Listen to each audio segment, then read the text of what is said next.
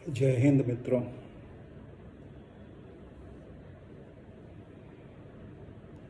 आज मैं आपसे मोदी जी की जुमलेबाजी के बारे में कुछ चर्चा करने के लिए उपस्थित हुआ हूँ।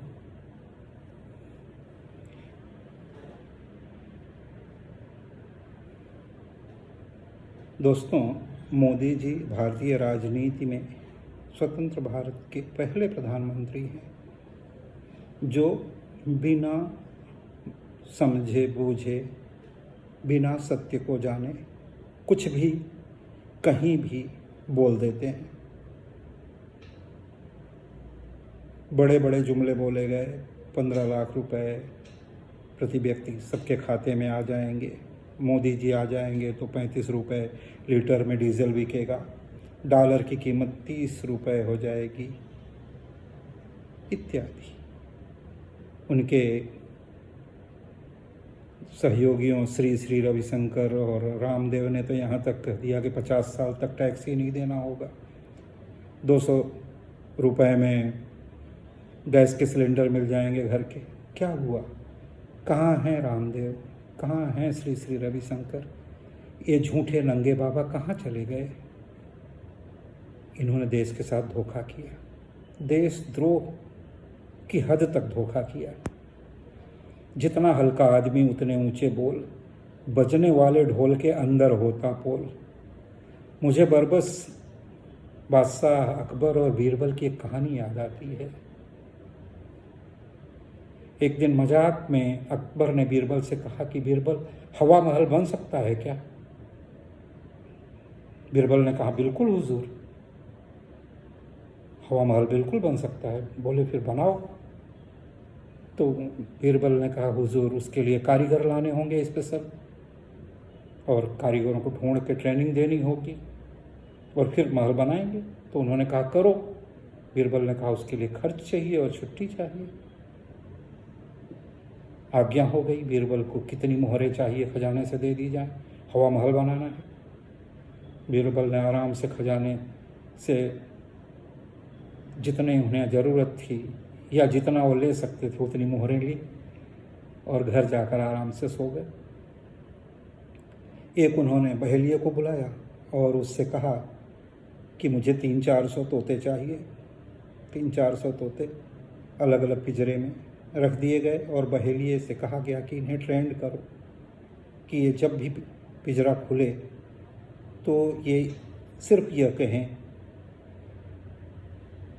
और ये कहते हुए उड़ें कि ईंटा लाओ, गारा लाओ, महल बनाओ, ईंटा लाओ, गारा लाओ, महल बनाओ। अब उनकी ट्रेनिंग पूरी हो गई 2-3 महीने की। तो फिर श्री श्री रविशंकर, रामदेव, अन्ना हजारे जैसे जो तोते उसमें बंद थे, वो 400-500 तोते लेकर वो पहुँच गए बीरबल अकबर के पास। अकबर ने कहा कि क्या हुआ? बोले, हुजूर, बस बनाना शुरू करते हैं। बोले, शुरू करो। बीरबल ने वो पिंजरे खुलवाए और वो हवा में वो तोते निकल कर, पैरट्स, हवा में चिल्लाने लगे, बने बोलने लगे, ईंटा लाओ, गारा लाओ, महल बनाओ, ईंटा लाओ, गारा लाओ, महल बनाओ। यही हमारे देश में हुआ दोस्तों। आरएसएस और बीजेपी ने 300-400 रटे रटाए तोते रख लिए। मोदी ये कर देंगे, मोदी वो कर देंगे, और सबसे बड़ा तोता आरएसएस का मोदी खुद थे। बड़े बड़े सपने दिखाए गए, हुआ क्या? हवा में ही है महल, कहीं दिखाई नहीं पड़ा। बुलेट ट्रेन कहीं दिखाई पड़ रही है? 150 स्मार्ट सिटी आपने देखी? साफ हुई गंगा आपने देखी? पेट्रोल 30 रुपये लीटर हुआ, 30-35 रुपये में डॉलर मिला, 200 रुपये में गैस मिली? नहीं ना। तो ये इन तोतों का कमाल है। इन्होंने हमें आपको हवा महल बनाना सिखा दिया। हमने सपने देखे, मोदी को वोट दिया और मोदी ने हमें लूटा। पुरखों की बनाई संपत्ति को नाकारा बच्चे बेच कर अपना जीवन यापन करते हैं। मात्र 294 करोड़ के बजट वाले देश को नेहरू ने जो खड़ा किया, इस देश को 294 करोड़ सालाना के बजट वाला ये देश था 1947 में। 2014 में जब मोदी के पास आया तो 30 लाख करोड़ सालाना का हमारा बजट था, और उसको मोदी संभाल नहीं पाए। 294 करोड़ के बजट में पंडित जवाहरलाल नेहरू टाटा से एयर इंडिया खरीद रहे थे, वालचंद ग्रुप से हॉल और हिंदुस्तान से प्यार्ड खरीद रहे थे, नहरें बना रहे थे, भाखड़ा नांगल बांध बना रहे थे, रिहंद बांध बना रहे थे, कृषि विश्वविद्यालय बना रहे थे। और आज 30 लाख करोड़ के बाद नेहरू जी की बनाई हुई रेलवे बेच रहे हैं, एयर इंडिया बेच रहे हैं, टेलीकॉम सेक्टर बेच रहे हैं, क्या नहीं बेच रहे हैं। तो दोस्तों, बाकी तोतों की तो बात छोड़िए, पर हम मोदी जी की बात करें कि कितने बड़े झूठे हैं। मोदी जी कह गए कि सरदार पटेल के मरने पर उनकी अंत्येष्टि में पंडित नेहरू नहीं आए थे। अब ये सरदार पटेल विरुद्ध पंडित नेहरू खड़े करने की बात है, इतना बड़ा झूठ। बाद में फ़ोटो दिखाया लोगों ने, तब तक तो फोटोग्राफी वीडियोग्राफी होने लगी थी कि रथ पर ही सवार थे उनकी अंत्येष्टि में नेहरू। लेकिन मोदी जी तो कह गए थे कि उन्होंने इतना बड़ा अपमान किया पंडित नेहरू ने सरदार पटेल का कि उनकी अंत्येष्टि तक में नहीं शामिल हुए।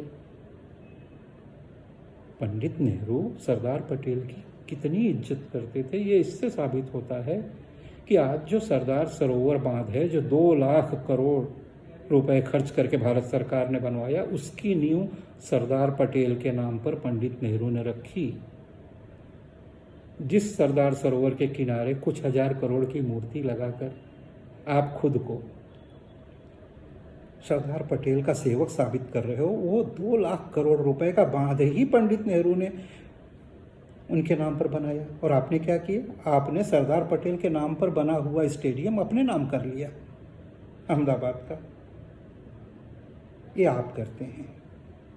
पंडित नेहरू ने क्या किया? सरदार पटेल के 2 बच्चे थे, दाहिया भाई और मणिबेन। दोनों को जब तक पंडित नेहरू जिंदा रहे, दोनों को 3-3 बार संसद में भेजा पंडित नेहरू ने, सांसद बनाया। अपनी बेटी को नहीं भेजा था, बट उनके बच्चों को सांसद बनाया उन्होंने 3-3 बार। ये पंडित नेहरू थे, ये उनकी श्रद्धा थी। सरदार सरोवर बांध का कैचमेंट एरिया आपको जानकर आश्चर्य होगा, 88,000 किलोमीटर है। 88,000 स्क्वायर किलोमीटर कैचमेंट एरिया है सरदार सरोवर बांध का। 3,445 स्क्वायर किलोमीटर, 3,445 स्क्वायर किलोमीटर में उसका पानी फैला हुआ है। राजस्थान, गुजरात, मध्य प्रदेश और महाराष्ट्र 4 राज्यों को वो पानी सप्लाई करता है।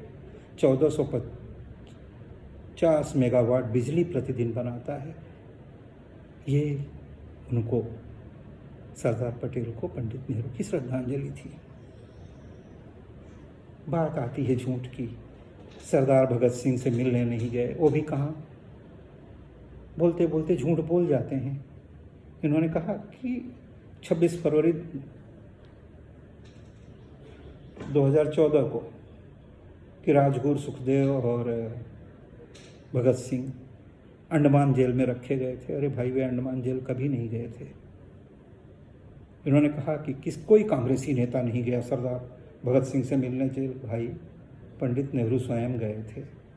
हाँ, कोई भाजपाई, कोई संघी, भाजपा तो तब थी नहीं, संघ का कोई प्रतिनिधि, हिंदू महासभा का कोई प्रतिनिधि न उनसे मिलने गया, न उन्होंने उनके लिए कभी वकील किया।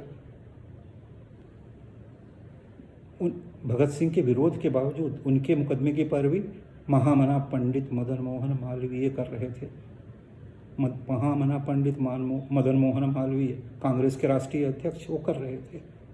उनके मुकदमे को लड़ रहे थे बैरिस्टर आसफ अली,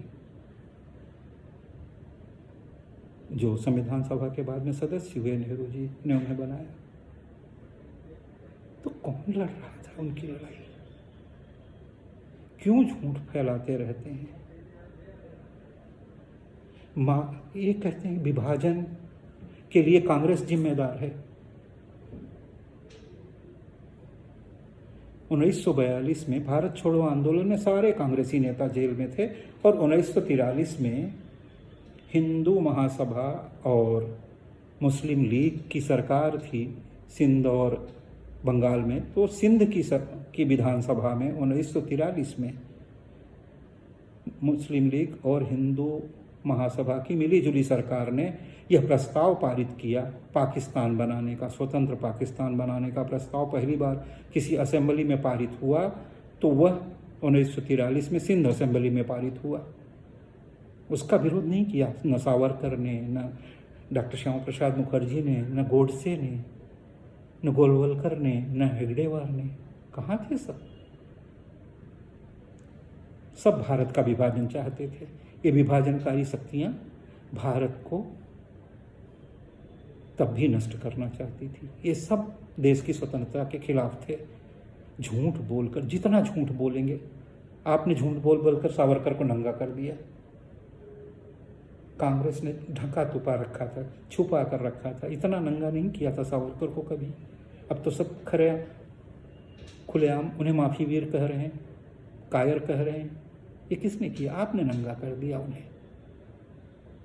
मोदी जी कहते हैं कि डॉक्टर श्यामा प्रसाद मुखर्जी विवेकानंद से संवाद करते थे। अरे भाई, जब डॉक्टर श्यामा प्रसाद मुखर्जी मात्र 1 वर्ष के थे तब विवेकानंद महाप्रयाण कर गए थे, उनकी मृत्यु हो चुकी थी। अब 1 वर्ष के डॉक्टर श्यामा प्रसाद मुखर्जी और विवेकानंद जी आपस में संवाद करते थे। क्या बात है। स्वामी विवेकानंद ने प्रेरणा दी टाटा को उद्योग लगाने की। अरे भाई, जब विवेकानंद मात्र 6 वर्ष के थे तब टाटा अपनी पहली मिल चालू कर चुके थे, पहला उद्योग चालू कर चुके। अब 6 साल के विवेकानंद ने प्रेरणा दी।